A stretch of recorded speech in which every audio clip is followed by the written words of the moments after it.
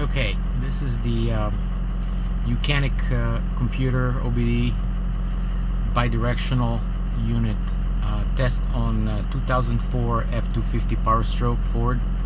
I got it to do my Mercedes, so I'm just curious how much and what data it reads on the old Ford. So here it is. I already paired it and everything, so I'm just gonna go through it again. Diagnostics, it's already in there, but I'm just gonna go for the hell of it where it says VIN. It's got automatic read, and it did not find it on the automatic read. I had to do the manual entry. So let me see if this works. If not, we'll go to manual entry. I don't know why it did not do auto read. Maybe the vehicle is just too old, but you do have an option to do manual entry, and when I did it, plugging my VIN, it automatically found the vehicle. So let's see if it works this time.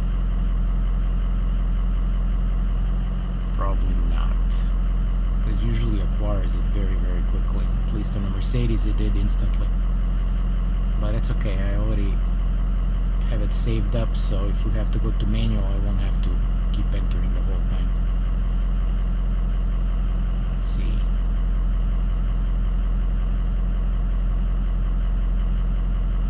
Just my initial impression of this computer is, of this scanner, it's phenomenal. It is very intuitive, it's touchscreen, it's quick, and like I said, it's so intuitive, anybody can use it, even people that have zero car knowledge or experience. It is really useful to get it and scan your vehicle. At least it gives you an idea of what is going on before you go and pay some big bucks to a service or somewhere else. The beauty of Mechanic, I'm really sold on it. I did it to, I didn't recognize it. Let me see if I can go back. Yeah, here we go.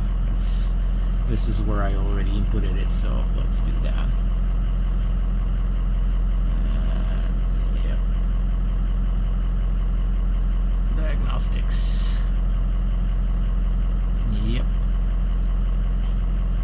So quick scan, and I already did it. The powertrain module thing. One code is basically the codes were cleared and there was not enough driving or data, like at least 40 miles or 50 miles or whatever the deal is, before it collects enough data to determine the faults, especially with the emission system. So that is one fault. The second fault is cooling fan speed sensor, no signal, blah blah blah, and that is because I have blue wire mode where I can activate the fan manually when I'm towing, just before I hit the big hills. So it tends to throw that code afterwards, which is no big deal. It's no check engine light, it's just a soft code. And then my backup sensors solenoid is reporting at fault, which I really don't give a damn because I'm using 10-inch unit as a backup camera and Torque Pro and everything on it, so I really don't give a damn about the backup. So that is as far as the complete scan, and it does everything. It does transmission, anti-lock brakes, cluster, restraint control module, parking aid, which is a backup, overhead trip computer, and vehicle security module. I mean, that's at least what my 2004 Lariat FX4 has as far as the computers go. So let's go back and actually let's go like this. There we go. So now we're in a engine computer, and you click on it, it will give you standard equipment, you know, whatever the module is in it, read codes, and then it gives you an option to read codes manually, and it's gonna come up with the same two codes, which is no big deal. I already know what they are. I can go back. Now here's the second test. It's basically they want the engine off, ignition on. So here we go. I'm gonna ignition on, initiate, and you can hear various solenoids activating and everything, and it just came up with the same thing. So that's one test. And then you have a test with the engine running. So okay, engine's running, and you're gonna hear it change the sound of the engine and everything. There we go. Okay. It went into high idle.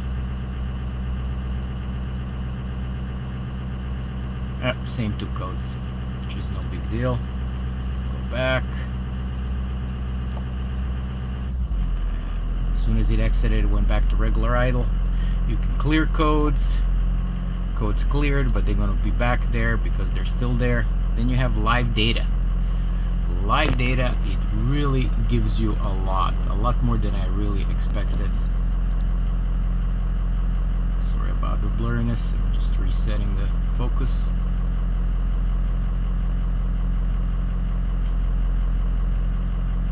Here we go. So you can select all, press OK, and bam. So here we go. This is the data it reads. Pedal position, AC. So let me switch it to the on. Here we go. Air conditioning on. Air conditioning off. That's still showing on. Interesting. Okay, never mind. So I guess that stays on, but the AC is still blowing, so I guess it takes it a while. Or do I need to get it to the off position? Yeah, it's still oh, here we go. Reset the switch. Anyway, barometric pressures and voltage to the sensors as well. Brake on and off. Here's the brake on, brake off. The foot brake, not the parking brake. Camshaft position and crankshaft position sensor synchronization, very big deal. It's all good. Camshaft position sensor status, no fault. Clutch pedal position switch, well, there is no clutch unless we're talking automatic. Cooling fan driver fault, none. Fueling disabled, no. And then it counts the misfires if you have any. Even on a diesel, it's very nice. Idle speed, EGR, differentiation between command and actual, 0% deviation, which is very good. EGR position in voltage, voltage value, percentage value. Coolant temperature status, no fault. Soil status, no fault. And then it gives you both the voltages and temperatures for oil, coolant, back pressure. Very nice. You can see the back pressure status. Duty cycles. The car is relatively cool. I just started it, so I don't expect much EGR action on it. Exhaust pressure, absolute, desired. Absolute is, of course, including the ambient pressure of 14.8, I believe. So you subtract that from the value, and you get the difference of 2466 or close. So the fuel injection, fan speed, sensor motor, fuel level. Again, voltages for all the sensors, not that just the actual values of the sensor, but actual voltage going to it.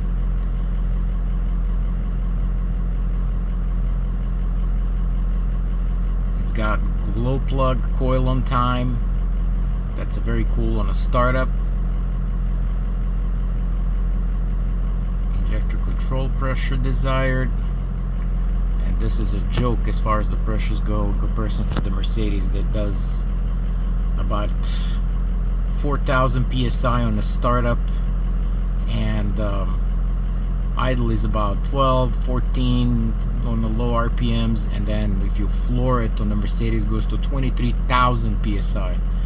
And that's why you cannot use renewable or biodiesel in the Mercedes, because it destroys the biofuel on that pressure, plugging injectors and everything else. But anyway, So this is the intake temperatures, manifold absolute pressures, the boost related, mass airflow sensor, again voltages, not just values. I mean, it gives you everything. I'm not associated by Ucanic. I didn't even know about it. My wife fortunately found it for me because I was getting frustrated with the iCarSoft MB2 for the Mercedes. It's good, but it does not go deep enough, and it's not bi-directional. Very little functionality on it, and this thing does so much more. So vehicle speed and everything. So let's go back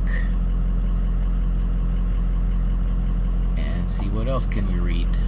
You have active tests. Let's see if it's the same test that I've done. Oh no, here we go. Look at that. EGR.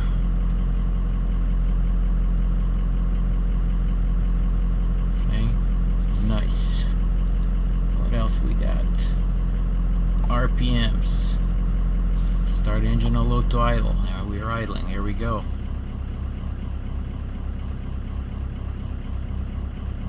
I'm assuming this is commanded and desired or whatever.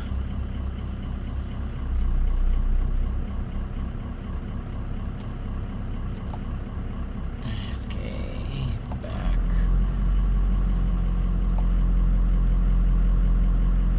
Okay, EGR, recirculation valve, duty cycle, fuel pump is on. Injector disable. Well, I'm not going to be disabling injectors. I'm not messing around with that. Injector pressure regulator. It automatically changed. You can hear the difference in sound.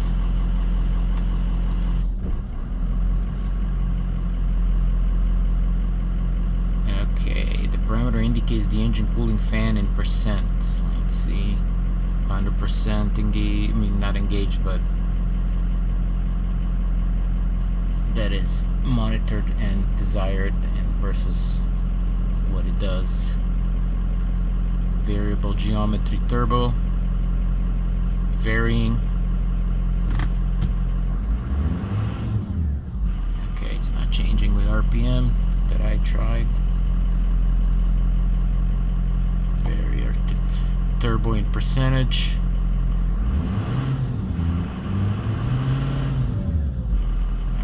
It's not changing when I'm flooring it, so maybe I'm not doing something. Okay, so that is that. That's for the engine ECU. Let's go into transmission module. Okay, ECU information. Standard. Go back, read codes. Okay, there's nothing there, but well, where your engine is running, so I don't know. System pass. Okay. Okay, here we go. Let's do key on, engine off. Ignition on, basically.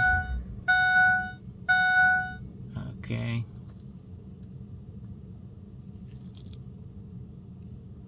Reading codes. Okay, then the secondary set test, just like with the engine module, with the engine running. Yep. Do not press the throttle.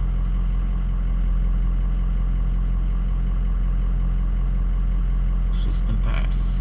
Okay, so that much for that. Okay, there is no clearing code, so let's go to live data. Let's see what it shows.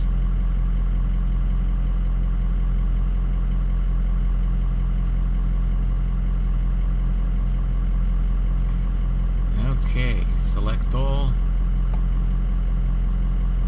Here we go. So this is the transmission live monitoring. Shaft speed, air conditioning, brake switch status, converter control, coolant temperature. gear ratios, temperature, shaft speed, line pressure control desire, again voltage for everything, not just the sensor values, no faults, output state to torque converter. And these live data, you basically need to drive the vehicle and somebody on the passenger seat sitting and reading all this data to see if everything is running properly. And you can also run tests, and we'll go to that next. I'm assuming some of them are to be the same that we just did, but I'm just scrolling so you all see shift solenoids, individual solenoids in the transmission. You can see what they're doing, which is very, very nice. If you have a solenoid that is failing, again, voltage and the value for temperature sensors and everything else. And it's populating the data as I'm scrolling. So here we go, we're to the top. Okay, then you can go to top directly on the bottom. Like I said, this thing is so intuitive. I'm really sold on it. Let's see what it active tests. What does it do? Okay, you can converter pressure control, gear command, line pressure desired, output state, solenoids. You can activate solenoids individually. Let's see.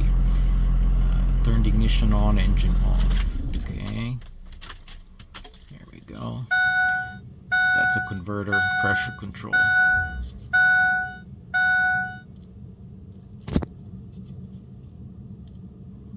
Okay, converter pressure control 0. Well, it said engine off. It is off. Doesn't give me much, but I don't know how to read it. Start engine in a low to idle. Okay. Firm shift off. Firm shift. Oh, you can turn it on or off. Interesting. So you can firm your shifts if it's slipping, I'm assuming. Gear command.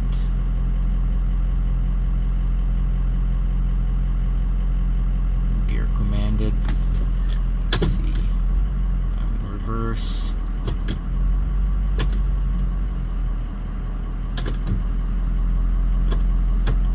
Okay. Oh, I'm shifting gears instead of pushing buttons on the bottom. So, let's see, second. Is it going to shift into second? Condition not correct. Well, the car is not moving, so 3. Condition not correct. Back to 1. Condition not correct. I assume the vehicle needs to be moving. Okay, let's go back. Line pressure control desired. 45, 45. I don't know why is it displaying 2 lines of the same data. I'm assuming that one is desired and one is the actual. Solenoids, I'm not gonna mess with solenoids. So that's that. Those are active tests on the transmission. Let's see, ABS, live data. Since everything is clear, we have no issues there. Select all. Let's see. Nice. Brake fluid okay. Brake on. I just pressed it. It's got slight delay, and this is a wired Ucanic version of the unit for rental. The one that you can buy comes with the Bluetooth wireless dongle, which is much nicer. The rental unit, by the way, is $85 for 5 days, but if you can communicate with them properly, they'll let you slide a day or there or so. Otherwise, it's about $10 for every extra day. But also, if you keep the unit, this wired unit, they will offset the price for the price of the rental. And if you want to go with the wired unit, I'm going to return the wired unit, and I am going to get the full wireless unit. So that is that. What else? Cluster. Let's see what the clusters are known to have issues on these cars. So let's see. Clear codes. Well, there's nothing to read. Let's see live data. I'm guessing it's just gonna show what is displaying on the regular cluster. So let's see. Select all. Okay.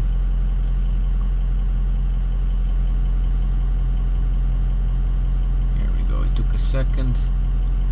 Battery, door ajar switch, all doors are closed, fuel level, ignition is on, running.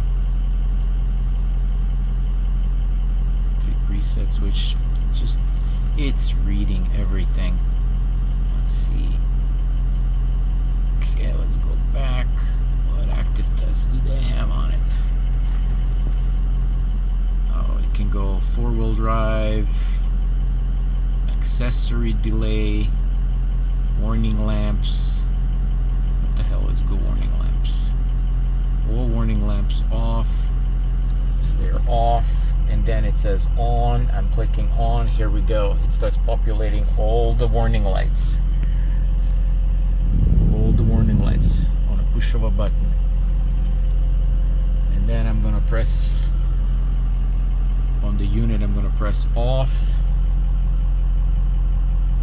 And the lights go off. This is nice. You can check if your cluster is acting up.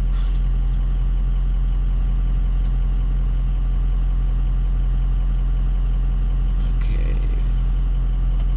4-wheel drive. See, it says that it's in diagnostics. 4-wheel drive.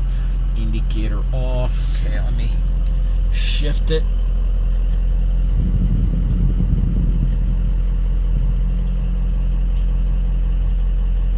I'm in 4 high. I'm not showing it. Maybe I'm not. Oh, there we go. You actually have to turn it on and off manually. Not manually, but again, on the unit it's got on and off. So let's do on, and you just turned it on. The 4x4. I'll turn it, push off. Goes off, and I guess the glow plug and everything else is on during the testing. Yeah, and the whole, see the needle sweep and everything as I went back. So it does a full instrument cluster needle sweep as you go through it. Let's see, what else do we have here? Fuel cap. Okay, never paid attention to that. Where is the damn thing? Never had that on.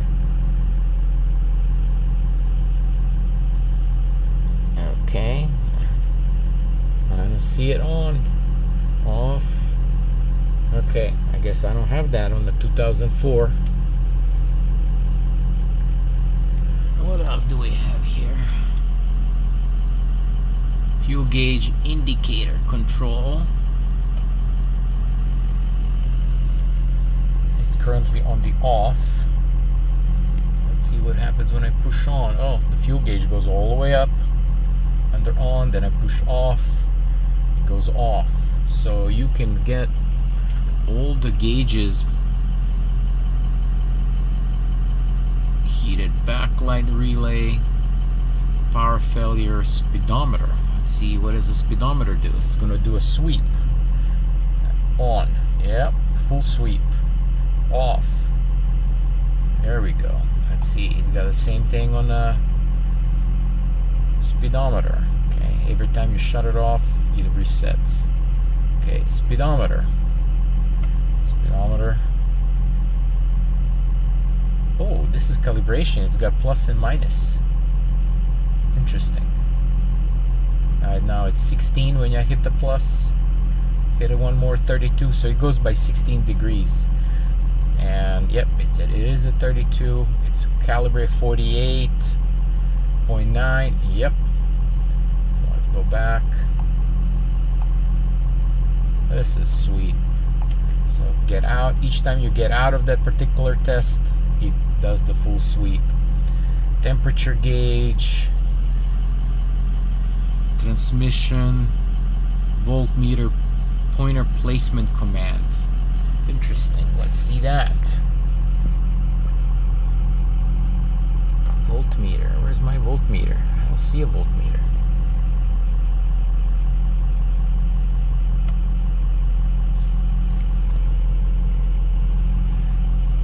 I don't see the voltmeter, but let's see what it does. Okay. Yeah, I'm pushing on.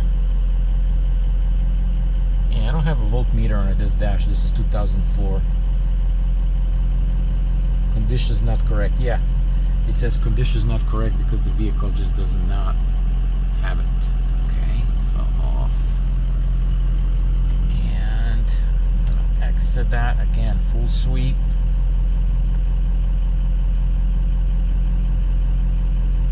It does everything, really. I am very, very happy the way this unit works. Okay, overhead trip computer. That's the one that can cause issues. I had to send it out to be repaired to a guy through eBay. Did a great job. So let's see, overhead trip computer. Live data. Select all. Okay. Continuous codes. Okay, it's got continuous code. What does that mean? So it's got voltage, dimmable backlight, fuel gauge. Okay. Pushing, see if there's anything changing. Just the voltages as I turn it on and off. Okay, nothing special there. Let's go back and see if there is codes. Read codes.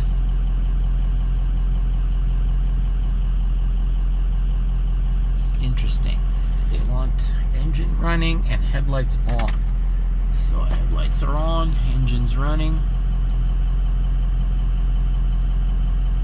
System passed, no fault found. Okay. VSM, vehicle security. This is a 2004 again. I really don't know if this has it, but I put the Viper with a remote start myself, so. Auto lamp, battery, door ajar. Oh, finally got the keyless entry code. I did not know what it is since I bought the car, and I was never really interested enough digging under the dash for a decal under the dash. Okay. So that is cool. Right doors, left door, passenger door.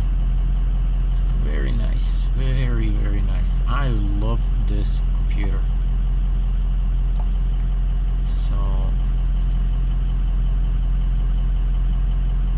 yeah, parking overhead. What is the overhead? We thought we just read those codes and there's nothing. Okay, something is. Okay, it's off now. Probably while we're doing the test, it just triggers it. But that's it. That's on a 2004 Ford. And I love it. This unit is really known for European vehicles. And this is what the previous customers of theirs scanned. It saves the model numbers. Most of the Mercedes, Jaguars, Mazda, More Mercedeses. Like I said, it's extremely popular with the Mercedeses because MB Medic highly recommends this unit. The next step from this would be Zentry system, which is a factory Mercedes Star, and also the cracked versions with the Chinese interfaces. Chevy, Honda, Nissan, Hyundai, Toyota, GM, more Fords, newer ones, a whole bunch of GM, BMW. And what vehicle it covers? Well, I'm gonna hit all so you see what it covers.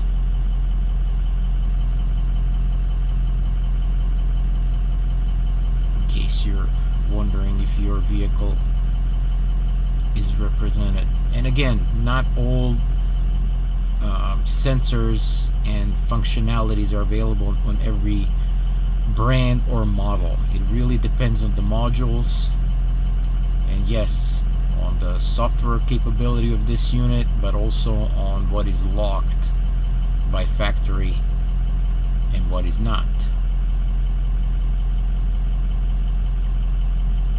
So that is it. And then for maintenance, you have data manager, you have settings where you can go and you can also, under system settings, you can set up a Wi-Fi network for your house. So I set it up, and I was able to go directly from the unit and do internet search on all the codes. You click on the highlighted code and it automatically Google searches it and pops the information. So you can change the, here you can change the values from metric to US and back and forth. Data manager, my account, if it's your own unit, you can fully set up everything. Update is to update the software on a unit, and my understanding is the updates are forever. This unit, once you buy it, you do not pay any kind of yearly subscription or upgrade subscription. Once you buy it, that's it. Currently the unit is the full wireless with the Bluetooth dongle is $550. Maybe they will have some specials for Black Friday that is approaching, which would be nice. I'm kind of interested in that. And also the new unit's got a borescope, so camera on an optic fiber where you could stick it into the cylinders to spark plug openings and things like that. We're looking for the bolts that you drop on the back of the engine, like I did on the Mercedes 3 million times. And then maintenance screen is again, depends on the vehicle and what is supported. Mine is an older GL, so I was not able to do on a Mercedes many tests that like newer GL models could do, since mine is 2008 or the first generation. 2010, 11, 12 and further, they have more diagnostics that you can do. You can recode the injectors if you replace them. You can initiate on a diesel the regeneration cycles.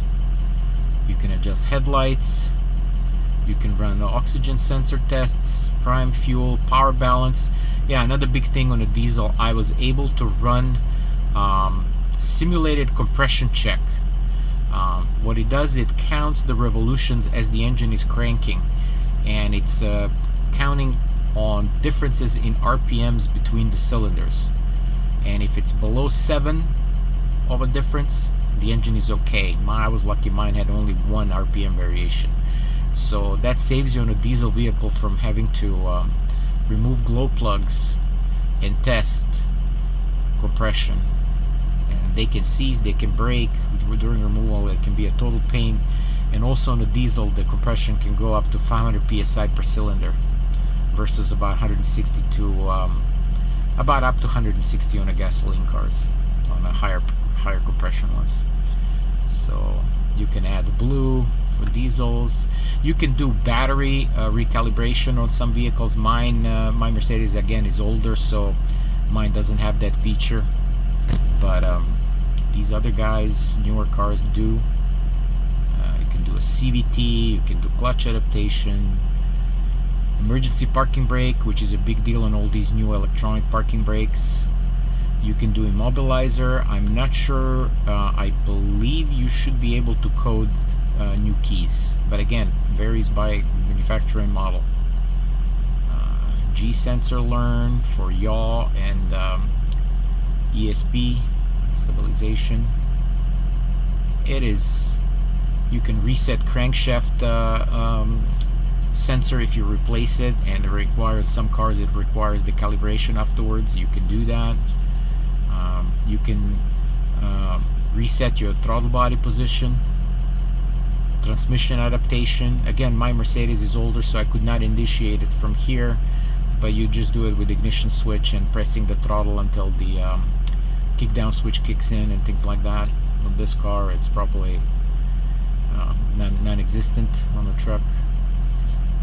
Tire pressures, you can change them, calibrate them, and reset them if you're changing sensors and things like that. Or hopefully if you have like multiple sets of wheels and tires, and you can just do adaptation and relearn, so once you switch the wheels you don't have to mess changing sensors, you just kind of adapt them. So very, very nice unit.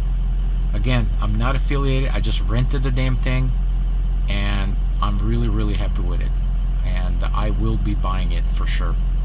It's totally worth it. And again, if you don't want to spend the money, 85 bucks for 5 days, how can you go wrong? Get the unit, use it, see how you like it, and if your vehicles are older and you need constantly something, it might be worth it buying it. If not, just keep on renting. Just can't beat the value for it. That's it. Thank you very much.